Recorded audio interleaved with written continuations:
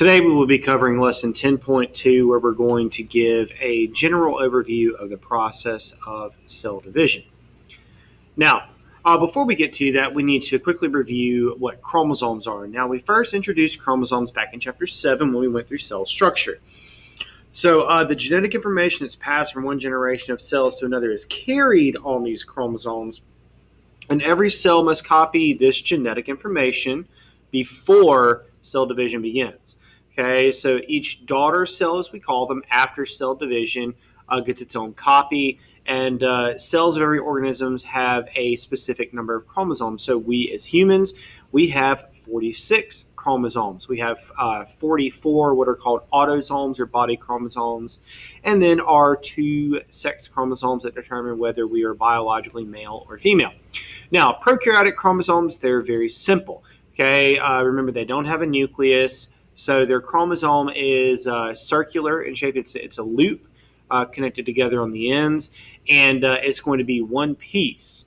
Okay, so we see right here, it's just this loop that's found free floating in the cytoplasm. It's not found in the nucleus. Now, eukaryotic cells, though, it's a lot more difficult. So we put our chromosomes into what is called chromatin. Now, chromatin is going to be, simply put, DNA and its associated proteins. So we see here these nucleosomes and these histone proteins, all of that.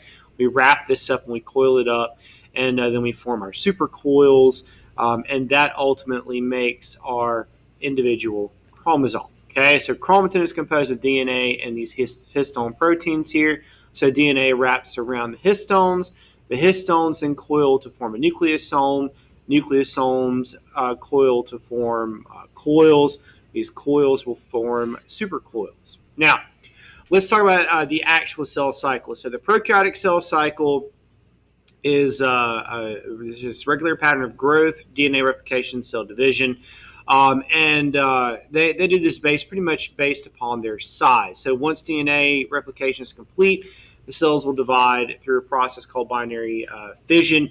This is very rapid under ideal conditions because, as we can see here, this is done primarily based upon a certain size. So if those bacteria, for example, have all the resources they need, they can grow very rapidly and divide. Now, so binary fission is a form of asexual reproduction. So that means it doesn't require a biological male and female. So we see here our DNA duplicates and then begins to split, and then it will divide into 2 new cells. Now, the eukaryotic cell cycle, though, is quite a bit more complex. So we see right here, interphase is the time in between cell division. So all of this right here, roughly 95% of the cell cycle is going to be spent in interphase. So this is the G1 phase, cell growth, the S phase, DNA replication, the G2 phase as well, and then this very small phase, M phase, where we have mitosis and cytokinesis,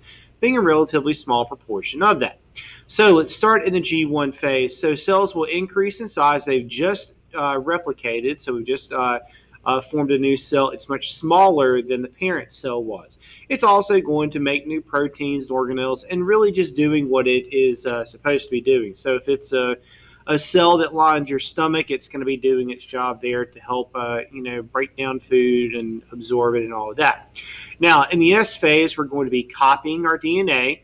Okay, this is a relatively large chunk of time that we see right here. We need to copy all that DNA precisely, and we're going to spend a whole chapter 12, talking about how that's done. So in G2 phase, many of the organelles and molecules that are required for cell division are produced, including things like the mitotic spindle, the spindle fibers, all of that. That's going to get us ready for cell division.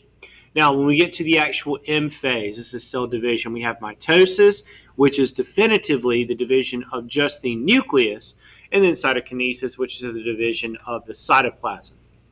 So just a couple of important vocabulary words. It's very important you understand these because 3 of them start with a C. To make sure that we don't get them mixed up. A chromatid, this is each strand of a duplicated chromosome. A centromere, this is the area where each pair of chromatids are joined together. Centrioles or tiny structures located in the cytoplasm. These are going to help to organize the mitotic spindle. And then the spindle itself, this is this fan-like structure that's going to help separate chromatids and line them up. So let's talk about the actual stages. So we've already talked about interphase. Now we get to prophase. The first phase, the duplicated chromosomes condense and become visible. We see that the nuclear envelope begins to dissolve as well. Okay, the centrioles will move to opposite sides of the cell and start organizing the mitotic spindle, like we see right here, these little spider legs coming out. Okay, so the spindle forms and DNA strands attach at a point called the centromere that we talked about just a second ago. And again, the nucleolus disappears and the nuclear envelope breaks down. Now, during metaphase, what we see is that our centromeres will all be bound to the mitotic spindle, and our chromosomes line up on the equator of the cell. And at this point, everything lines up. We make sure that all of our chromosomes are where they should be. And then we move into anaphase, where the mitotic spindle will contract and separate the paired chromatids like we see right here. So they begin migrating towards opposite ends of the cell.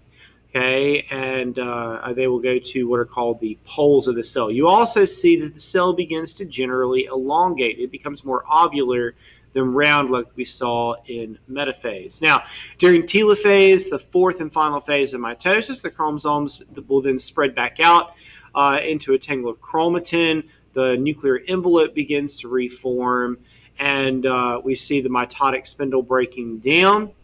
And the nucleolus will become visible again in each of our daughter nuclei. Now, following this is when cytokinesis occurs.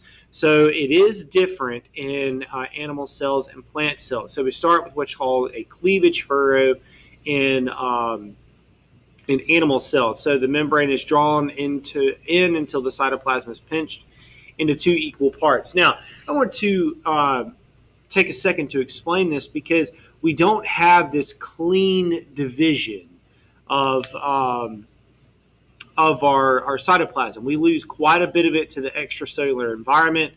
It's not uncommon for us to lose smaller organelles as well, ribosomes, maybe even mitochondria that are divided up. So we have to turn around and make those, which is why we have the G1 phase. We're making those organelles again. So in plants, though, because plants have that rigid cell wall, the membrane is not flexible enough to draw in, and instead we form a cell plate between the divided nuclei that develops into cell membranes. The cell wall will then form between the two membranes, giving us two new cells. So our last slide right here gives a very succinct explanation of the cell cycle.